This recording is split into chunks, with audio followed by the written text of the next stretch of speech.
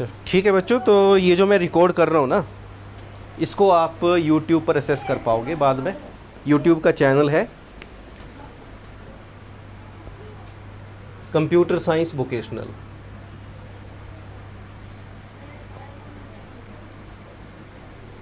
ये सारा इकट्ठा ही लिखना आपने सर्च बार में YouTube में, तो आपको ये लेक्चर मिल जाएगा। ठीक है, अपलोड कर देंगे इसको। तो जैसा कि सर ने बताया कि आपको पावर पॉइंट और एक्सेल के बारे में थोड़ा डिटेल में बता रहा हूँ, प्रिंटिंग कैसे करते हैं ना। तो ये करने से पहले जो आपका मेन टॉपिक है, यहाँ तक पहुँचने से पहले मैं एक बैकग्राउंड आपका बना देता हूँ कि आईसीटी क्यों ज़रूरी है आपके लिए। ठीक है, और है क्या ये, तो है क्या ये तो अब तक जान चुके हैं आप, है ना। 9th से पढ़ रहे हैं तो अब तक तो जान चुके हैं कि आईसीटी क्या है। तो एक मैं क्विक रिकैप कर देता हूँ आपका कि इंफॉर्मेशन कम्युनिकेशन टेक्नोलॉजी आईसीटी की इसकी एब्रीविएशन है, और जिसका मतलब है कि इंफॉर्मेशन को हम कम्युनिकेट कर रहे हैं। इंफॉर्मेशन डिफरेंट रिसोर्सेज से हम रिसीव कर रहे हैं और उसको कम्युनिकेट कर रहे हैं किसी टेक्नोलॉजी के माध्यम से। कम्युनिकेट करने का मतलब है जैसे मैं आपके साथ कम्युनिकेट कर रहा हूँ, एक्सचेंज करना, मैसेज को एक्सचेंज करना ही कम्युनिकेशन होता है ना। तो जब इंफॉर्मेशन को कम्युनिकेट कर रहे हैं हम किसी पर्टिकुलर टेक्नोलॉजी के माध्यम से, तो वो आईसीटी है। अब आज की डेट में जो पॉपुलर टेक्निक है इंफॉर्मेशन को एक्सचेंज करने की, वो क्या है? सबसे पॉपुलर क्या है? Smartphone, internet. तो यही जो मेन टॉपिक है हमारा आईसीटी का सीखने का और इसको यूज़ करने का, वो हमारा डिजिटल डिवाइसेस है ना। तो डिजिटल डिवाइसेस में ही हम सीखते हैं कि ये जो कंप्यूटिंग डिवाइसेस हैं, स्मार्टफोन हो गए, आपके कंप्यूटर हो गए, टैबलेट्स हो गए, लैपटॉप हो गए, या पीडीए का मतलब होता है पर्सनल डिजिटल असिस्टेंस। अब पर्सनल डिजिटल असिस्टेंस ऐसा इलेक्ट्रॉनिक गैजेट है जिसको आप किसी पर्टिकुलर पर्पज़ के लिए यूज़ करते हैं। इसकी डेफिनेशन के अकॉर्डिंग देखें तो आपका जो कैलकुलेटर है वो भी एक पीडीए की कैटेगरी में आता है। एक पर्टिकुलर काम के लिए यूज़ करते हैं आप इसको, कैलकुलेशंस के लिए, और वो क्या है? एक कंप्यूटिंग डिवाइस है। उसमें भी एक इलेक्ट्रॉनिक ब्रेन है, उसमें भी आप इनपुट देते हैं और वो उसको प्रोसेस करके आपको उसकी आउटपुट देता है। तो इस तरह से हर एक कंप्यूटिंग डिवाइसेस जो है उसमें उसका हार्डवेयर पार्ट है और उसका सॉफ्टवेयर पार्ट है। तो कोई भी जो ये मशीन है, जो डिजिटल मशीन है, कंप्यूटिंग डिवाइस है, वो बिना इसके प्रॉपर फंक्शनिंग हार्डवेयर और सॉफ्टवेयर के काम नहीं करता है। ठीक है ना। अगर हार्डवेयर है आपके पास लेकिन सॉफ्टवेयर इंस्टॉल नहीं है उसमें, तो आप उसको यूज़ नहीं कर पाएंगे। अब हार्डवेयर में तो आगे आपके कि इंटरनल हार्डवेयर जिसको आप फिजिकली टच कर सकते हैं, कंप्यूटर के जो अंदर के हैं वो इंटरनल आ गए, और जो कंप्यूटर के बाहर के हैं वो एक्सटर्नल आ गए। तो एक्सटर्नल में आपके इनपुट डिवाइसेस आ गए, आउटपुट डिवाइसेस आ गए और स्टोरेज डिवाइसेस आ गए, है ना। अब इन डिवाइसेस को मैनेज करने के लिए, सारे हार्डवेयर को मैनेज करने के लिए क्या चाहिए? सॉफ्टवेयर। अब ये सॉफ्टवेयर हम दो कैटेगरी में स्टडी करते हैं। सबसे पहले तो सॉफ्टवेयर बोलते किसको हैं? सॉफ्टवेयर कंप्यूटर की लैंग्वेज में, जिसको प्रोग्रामिंग लैंग्वेज भी बोलते हैं। ये एग्जाम्पल कुछ लिखे हुए हैं प्रोग्रामिंग लैंग्वेज के, है ना। तो इनमें से किसी एक लैंग्वेज में जब हम इंस्ट्रक्शन सेट राइट करते हैं तो उस इंस्ट्रक्शन सेट को एक प्रोग्राम बोलते हैं, और उस प्रोग्राम के एक पैकेज को हम सॉफ्टवेयर बोलते हैं। ठीक है। तो इन जनरल सॉफ्टवेयर को हम बोल सकते हैं it is a package of computer programs. Software क्या है? It is a package of computer programs. और कंप्यूटर प्रोग्राम क्या है? कंप्यूटर की प्रोग्रामिंग लैंग्वेज में लिखा गया, कंप्यूटर की प्रोग्रामिंग लैंग्वेज में लिखा गया एक इंस्ट्रक्शन सेट है जिसको हम बोलते हैं कंप्यूटर प्रोग्राम। और ये कंप्यूटर प्रोग्राम के पैकेज का बन गया एक सॉफ्टवेयर।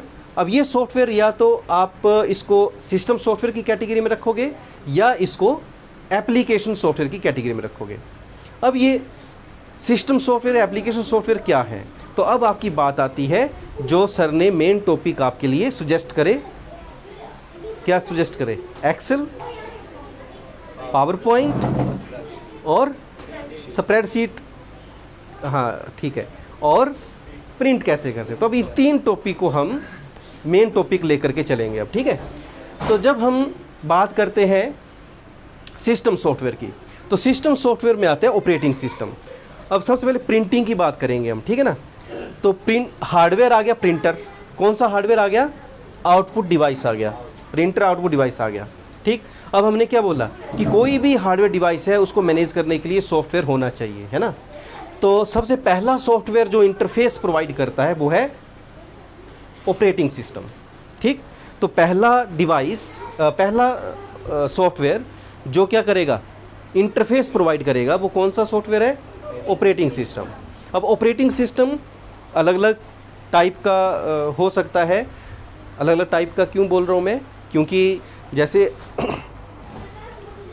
किसी भी चीज़ का मैन्युफैक्चरर चीज़ एक ही है लेकिन अलग अलग कंपनी बना देती है ना उसको, तो वैसे ही ऑपरेटिंग सिस्टम एक चीज़ है, एक सॉफ्टवेयर है, और इसको बनाने वाले बड़े सारे हैं। जैसे माइक्रोसॉफ्ट भी बनाता है इसको, एप्पल का मैक भी ऑपरेटिंग सिस्टम है, और Linux, Unix, Ubuntu, Solaris, Bose, ये सारे ऑपरेटिंग सिस्टम है, ठीक है, जिनको अलग अलग लोगों ने बनाया है।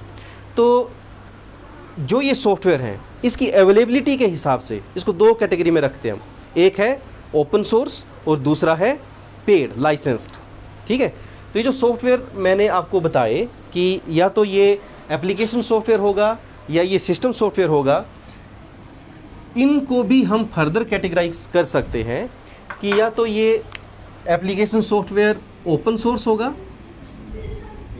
या फिर पेड होगा। पेड मतलब कि लाइसेंस, कॉपीराइट होगा इसका कॉपीराइट हमें परचेज करना पड़ेगा, लाइसेंस्ड। इसको यूज़ करने के लिए हमें इसकी लाइसेंस की परचेज करनी पड़ेगी, तो उसको बोलेंगे अभी कि पेड सॉफ्टवेयर है। और ओपन सोर्स फ्री अवेलेबल है। कौन बनाता है इसको, डेवलपर्स कम्युनिटी। जैसे मान लो आपको सॉफ्टवेयर बनाने आते हैं, आप लोगों ने बनाना शुरू कर दिया, 5-7 लोगों ने मिल करके, और जितना बनाया उसको फ्री में लोगों के लिए अवेलेबल करवा दिया इंटरनेट पर, और आपने इनवाइट किया फर्दर डेवलपर्स को कि जो भी इसको आगे डेवलप करना चाहता है वो इसको डेवलप कर दे अपने स्किल के हिसाब से। तो ऐसे सॉफ्टवेयर जो बनते चले जाते हैं उनको हम बोलते हैं ओपन सोर्स सॉफ्टवेयर। और इसी के एग्जांपल है ऑपरेटिंग सिस्टम में लिनक्स, यूनिक्स, उबंटू, ये सारे ओपन सोर्स। एंड्रॉयड, जो आप स्मार्टफोन पर ऑपरेटिंग सिस्टम यूज़ करते हैं, ये कौन सा ऑपरेटिंग सिस्टम होता है, एंड्रॉयड, और ये ओपन सोर्स है। ठीक है, तो ओपन सोर्स का मीनिंग समझ गए आप, जो फ्री अवेलेबल है, कम्युनिटी द्वारा बनाया गया है। अच्छा, ऑपरेटिंग सिस्टम का फंक्शन भी समझ गए हम, किसका फंक्शन है, हार्डवेयर और सॉफ्टवेयर को मैनेज करना। क्या करता है operating system, it manages hardware and software of the machine. दूसरा इंपॉर्टेंट फंक्शन प्रोवाइड करता है, इट प्रोवाइड इंटरफेस प्रोवाइड करता है ना, it provide interface to the user. तो ये काम हो गया ऑपरेटिंग सिस्टम का। अब ये ऑपरेटिंग सिस्टम कोई एक हो सकता है, अगर ओपन सोर्स यूज़ करना है तो लिनक्स, यूनिक्स, उबंटू, इसमें से और भी ओपन सोर्स की लंबी लिस्ट है। और पेड यूज़ करना है तो मोस्ट ऑफ माइक्रोसॉफ्ट का विंडोज़ आपके कंप्यूटर में मिलता है। तो माइक्रोसॉफ्ट के जो ऑपरेटिंग सिस्टम है वो क्या है, पेड है, उसके लिए लाइसेंस की हमें परचेज करनी पड़ती है। लेकिन कई बार हमें उसका पायरेटेड वर्जन मिल जाता है कि इंटरनेट पर कुछ ऐसी वेबसाइट्स होती हैं, वो क्या कर देते हैं कि उसको क्रैक कर देते हैं, मतलब कि उनसे चुरा करके उसकी लाइसेंस की को क्रैक करके फ्री में अवेलेबल करना शुरू करवा देते हैं, तो उनको बोलते हैं पायरेटेड सॉफ्टवेयर, जो कि इलीगल है, गलत बात है, वैसा यूज़ हमें नहीं करना है। उससे तो बेहतर है कि क्या कर लो, उसका ओपन सोर्स यूज़ कर लो। ठीक है, तो मैं ये बात क्यों बता रहा हूँ, क्योंकि अभी आप लोग प्रोफेशनल होने वाले हैं +2 के बाद, है ना, तो आप लोगों को ये चीज़ें पता होनी चाहिए कि लीगल क्या है और इलीगल क्या है। तो ऐसा सॉफ्टवेयर जो लाइसेंस्ड है लेकिन हम उसको क्रैक्ड वर्जन यूज़ कर रहे हैं तो वो इलीगल है, उसको बोलते हैं पायरेटेड सॉफ्टवेयर। ठीक है, तो उससे तो बेहतर है कि क्या यूज़ करना है हमें, कम्युनिटी द्वारा बनाया गया ओपन सोर्स यूज़ कर लो। ठीक, उसके बाद हम समझेंगे ऑपरेटिंग सिस्टम के बाद यूटिलिटी सॉफ्टवेयर क्या होता है। यूटिलिटी सॉफ्टवेयर होता है ऐसा सॉफ्टवेयर जो हमारी मशीन के फंक्शन को मेंटेन रखने के लिए काम आता है। ठीक है, मेंटेन रखने का मतलब क्या है, जैसे हमने मशीन आज इंस्टॉल करी,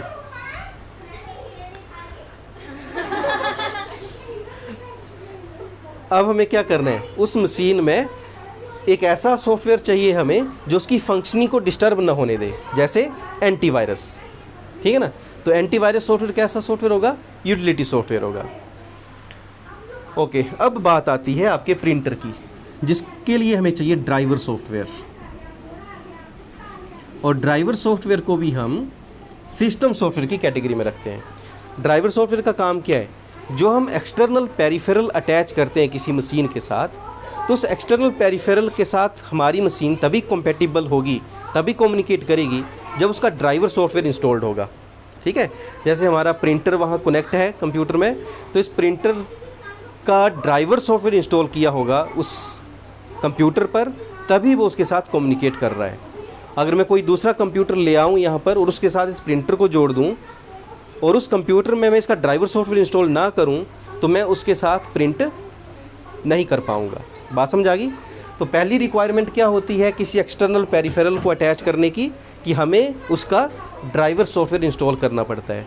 क्लियर होगी बात? अब जब ड्राइवर सॉफ्टवेयर इंस्टॉल कर दिया, अब उसको हमने यूज़ कैसे करना है।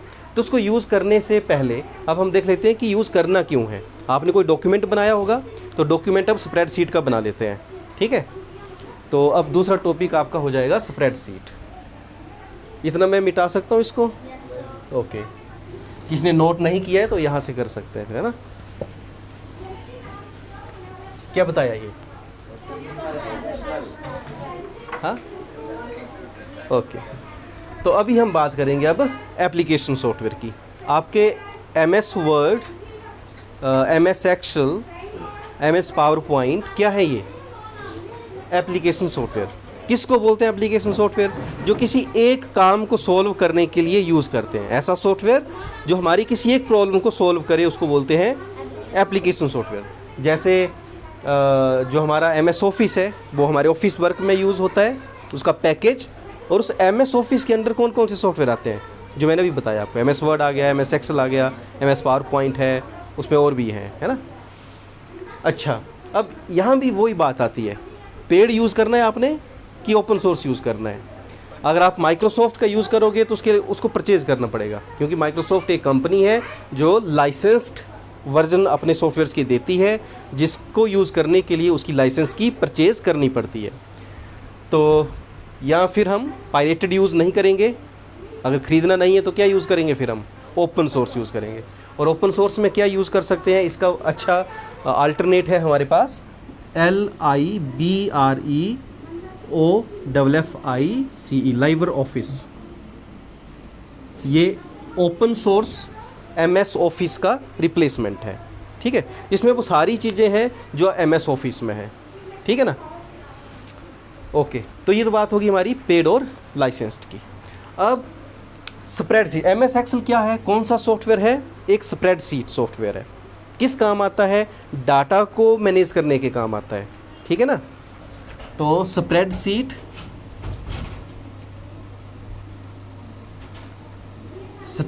है एक एप्लीकेशन। स्प्रेडशीट क्या है? एक एप्लीकेशन सॉफ्टवेयर है। किस काम आती है? डाटा मैनेजमेंट के काम आती है, डाटा को हैंडल करने के काम आती है।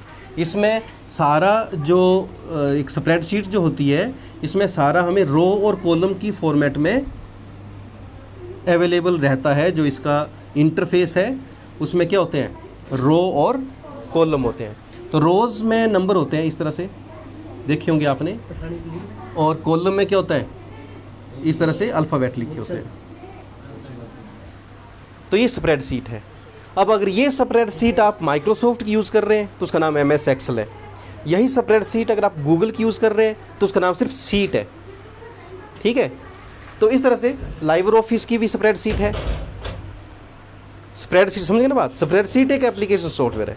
आप कौन से मैन्युफैक्चरर का यूज़ कर रहे हैं, कौन सी सॉफ्टवेयर कंपनी का यूज़ कर रहे हैं, उसके हिसाब से उसका नाम थोड़ा चेंज हो सकता है। ठीक है, MS एक्सेल क्या है? MS एक्सेल माइक्रोसॉफ्ट द्वारा बनाई गई स्प्रेडशीट का नाम है।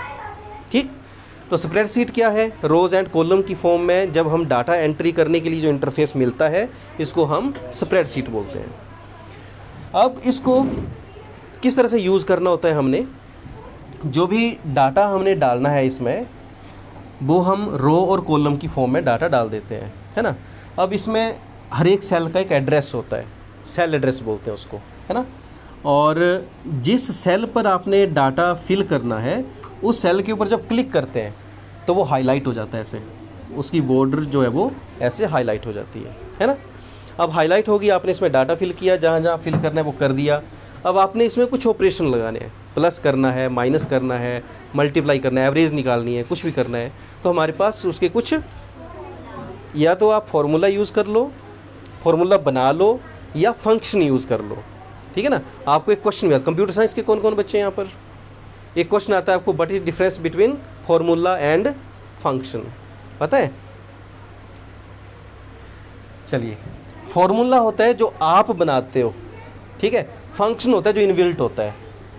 फंक्शन भी एक फार्मूला होता है, लेकिन वो क्या होता है, इनबिल्ट होता है। जैसे मान लो यहाँ पर कुछ डाटा डाल दिया मैंने, 3 2 5 7, है ना, और मुझे क्या करना है, यहाँ पर इसका टोटल चाहिए। यहाँ पर टोटल कौन से सेल में चाहिए, इस सेल में चाहिए। अब इस सेल का एड्रेस क्या है, इस सेल का एड्रेस है B5, बी कॉलम एंड 5 रो, ठीक है, सेल एड्रेस आ गया। अब इसको सम करने के मेरे पास 2-3 तरीके हैं। एक तरीका तो ये है कि इक्वल करके मैं सम का फंक्शन, इसको फंक्शन बोलते हैं, सम फंक्शन, और अंदर लिख दिए कहाँ से कहाँ तक, B2 से लेकर के B4 तक, तो मुझे जो रिज़ल्ट मिलेगा वो इसका प्लस मिल जाएगा, ठीक है। ये है फंक्शन, ये क्या है, ये फंक्शन है। फंक्शन क्या होता है, इनबिल्ट फार्मूला। फंक्शन क्या होता है, इनबिल्ट फार्मूला। और एक होता है आप खुद फार्मूला बना दो इसका, जैसे मैंने लिखा is equal to B2 plus B3 plus B2 B3, ये मैंने 3 2 बार लिखा ना, B4 B5 और 6, इस तरह से। तो जब मैं एंटर करूंगा तो मुझे रिजल्ट आ जाएगा।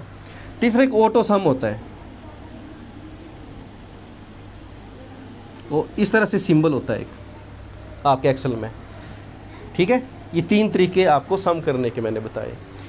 तो ये है आपका फंक्शन जो इनबिल्ट फार्मूला है स्प्रेडशीट का। ये है आपका फार्मूला जो आपने खुद बनाया यूजिंग दी सेल एड्रेस। तीसरा है ऑटो सम जो आपको उसकी टूल बॉक्स में दिया हुआ है। ये टूल बॉक्स में दिया हुआ है आपको, आपने डाटा को सिलेक्ट किया और ये बटन है उसके ऊपर, एक्सेल के ऊपर, इसको क्लिक किया, वो इसका सम करके दे देगा। बात समझ आ गई? तो इस तरह से डाटा हैंडलिंग के लिए आपने स्प्रेडशीट को यूज़ किया। अब आपने कोई डाटा बनाया है, मान लो किसी का रिपोर्ट कार्ड बनाया है या अपना रिपोर्ट कार्ड बनाया है, और इस तरह से आपने स्प्रेडशीट को अपना कोई डाटा आपने तैयार कर लिया, अब उसको प्रिंट करना है आपने, ठीक है। तो स्प्रेडशीट को प्रिंट करने के लिए क्या करना होता है, जितना पार्ट आपने प्रिंट करना है ना, उसको सिलेक्ट करना है पहले। अगर बिना सिलेक्ट करे प्रिंट की कमांड दे दोगे तो इसमें बहुत सारी रोज़ और बहुत सारे कॉलम होते हैं, प्रिंटर कंफ्यूज हो जाता है कि प्रिंट करना क्या है, और फिर वो जो उसकी समझ में आया वो फिर अपनी मर्ज़ी से प्रिंट करने शुरू कर देता है। कई बार तो जितनी शीट्स ब्लैंक डाली हुई हैं वो सारी की सारी आपको प्रिंट करके दे देगा। क्या करे, कई बार खाली निकाल देगा ऐसे ही। अगर कोई खाली स्प्रेडशीट है तो खाली पेजेस वो निकल जाएंगे प्रिंटर से, ठीक है। तो स्प्रेडशीट से प्रिंट करने के लिए क्या करना है, सबसे पहले जितना पार्ट प्रिंट करना है उतने को सिलेक्ट करना है। फिर प्रिंटर की शॉर्टकट Ctrl+P, ये शॉर्टकट है, शॉर्टकट टू प्रिंट।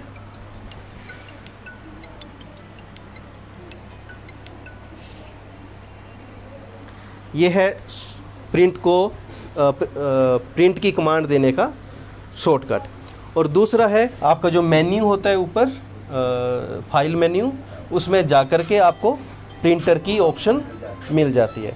तो उस प्रिंट करने से पहले उसका प्रिंट प्रीव्यू देख सकते हैं। प्रिंट प्रीव्यू क्या है? प्रिंट प्रीव्यू एक ऐसा ऑप्शन है जो आपको बता देता है प्रिंट होने के बाद आपका डॉक्यूमेंट कैसे आएगा, कि पेज में आपका डॉक्यूमेंट कैसे प्रिंट होकर के आएगा। तो प्रिंट प्रीव्यू में देख सकते हैं। अगर कोई सेल मान लो इसमें नहीं आ रहा है, प्रिंट प्रीव्यू में नहीं आ रहा है, तो आप फर्दर वापिस आओ, प्रिंट कमांड मत दो, इसको थोड़ा एडिट कर लो कि आपका सारा प्रिंट प्रीव्यू में आ जाए, ठीक है ना। अदरवाइज़ बिना प्रिंट प्रीव्यू करे आप प्रिंट कर दोगे तो हो सकता है आपका आधा ही उसमें पेज में आ रहा हो, तो फिर आपका पेज जो है वो ख़राब हो जाएगा। समझ रही ना बात आपको? तो ये प्रिंट करने का तरीका है। ये किस में किया हमने? MS एक्सेल में किया।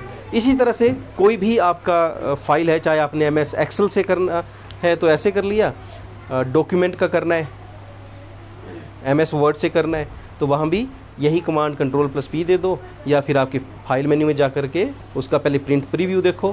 प्रिंट प्रीव्यू देखने के बाद उसको देखो कितने पेजेस आपने सेलेक्ट करने हैं, उसका एक इंटरफेस आता है, ठीक है ना। जब आप प्रिंट की कमांड देते हैं तो एक डायलॉग बॉक्स खुल करके आता है। उस डायलॉग बॉक्स में अलग अलग ऑप्शन होते हैं, कितने पेजेस प्रिंट करने हैं, है ना, कहाँ से कहाँ तक प्रिंट करने हैं, करंट पेज प्रिंट करना है, एक ही कॉपी चाहिए या मल्टीपल कॉपीज़ चाहिए, तो सारे ऑप्शन उसमें दिए होते हैं। तो आप अपनी चॉइस के हिसाब से वहाँ पर सिलेक्शन कर सकते हैं। यहाँ तक कोई doubt? Any question? Very good, सब समझ आ गया? ओके। तो हमने क्या क्या सीख लिया? प्रिंट आउट कैसे करना है, MS एक्सेल क्या चीज़ है, स्प्रेडशीट क्या चीज़ है, इतनी बात होगी।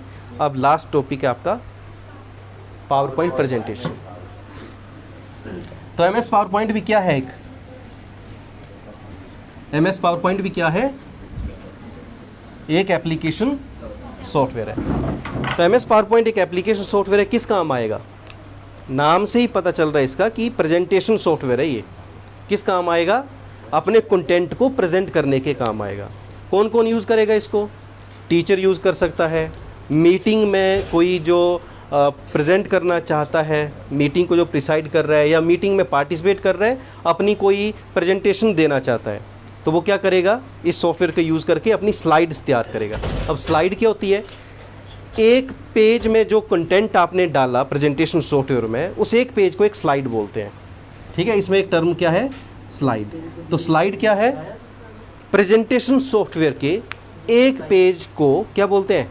एक स्लाइड बोलते हैं, ठीक।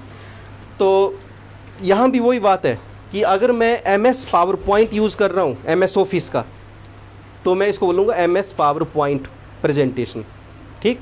अगर मैं गूगल का यूज़ कर रहा हूँ प्रेजेंटेशन सॉफ्टवेयर, तो उसका नाम है स्लाइड सॉफ्टवेयर, गूगल स्लाइड, ठीक है। अगर मैं उसका यूज़ कर रहा हूँ लाइब्रे ऑफिस का, तो उसका है प्रेजेंटेशन सॉफ्टवेयर, ठीक है। तो इस तरह से अलग अलग सॉफ्टवेयर आप अलग अलग मैन्युफैक्चरर्स के यूज़ कर सकते हो, चाहे ओपन सोर्स है चाहे पेड है। गूगल स्लाइड भी ओपन सोर्स है, ठीक है ना। अच्छा, तो ये स्लाइड आ गया। क्या है स्लाइड? एक पेज को, प्रेजेंटेशन के एक पेज को क्या बोलते हैं? स्लाइड बोलते हैं। यूज़ क्या है इसका? अपने कंटेंट को प्रेजेंट करने के लिए। कैसे प्रेजेंट करना है? इफ़ेक्टिव तरीके से। और ये स्लाइड कैसी होती है? मल्टीमीडिया स्लाइड होती है। कैसी होती है? मल्टीमीडिया का मतलब क्या होता है कि इसमें आप टेक्स्ट भी डाल सकते हो, कोई एनिमेशन भी डाल सकते हो, है ना, कोई वीडियो डाल सकते हो, वॉइस भी इसमें एम्बेड कर सकते हो आप। तो इसलिए इसको क्या बोल रहे हैं स्लाइड को कि ये मल्टीमीडिया है।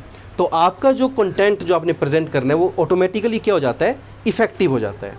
किसी को आपने कोई चीज़ दिखानी है, अगर इस तरह से तैयार करके आप दिखाओ तो क्या हो जाएगा? वो इफ़ेक्टिव हो जाएगा, है ना।